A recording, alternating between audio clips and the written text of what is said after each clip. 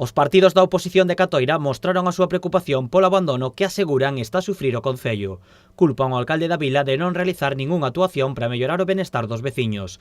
Consideran que a vila tópase nestes momentos nun desgoberno. A limpieza viaria, os camiños vecinales, as carreteras veciñais, as calles principales de Catoira sin limpiar, un cúmulo de cousas. Un concello como Catoira, onde a xente veña de fora, ver os nosos paseos, pasear por aquí, que veñen, pero que se encontran este tipo de situacións que non son admisibles e non as podemos permitir. Dende o PP acusan ao goberno local de romper o pacto que acadaran. Lamentan que Xoán Castaño antepoña os intereses do BNG aos de Catoira.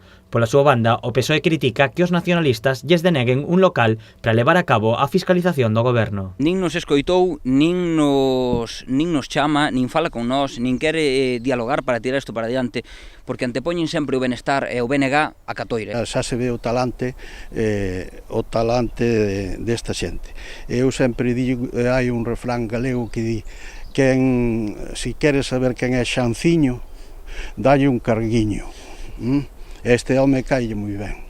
Ambas formacións tamén criticaron que o alcalde presentase un futuro proxecto de senda peonil ata Bamio e se esqueza de arranxar o paseo das Torres do Oeste. Demos a oportunidade a un goberno que levou 30 anos aí esperando para poder gobernar. Pois non fan nada. Se non fan nada, pois teremos que tomar nós medidas, igual que as estamos tomando hoxe con este paseo, e igual que as tomaremos para un montón de cousas. Os dous líderes políticos non pechan a porta a un posible pacto entre ambas formacións. Non podemos permitir tampouco que haxa políticos que chegan, se poñen nunha playa en Bamio e prometan un paseo de 7 km, cando despois temos este que é de 2,5, 2,7 km máis ou menos, e está, como vedes, todo tirado, destrozado, sin mantenimiento, non ven nadie limpiar. Eles non van a ser capaces de enderezar esta situación, pois tendremos os demais que ser responsables en beneficio das veciñas e dos veciños de Catoira para que os servicios sigan funcionando como funcionaban anteriormente.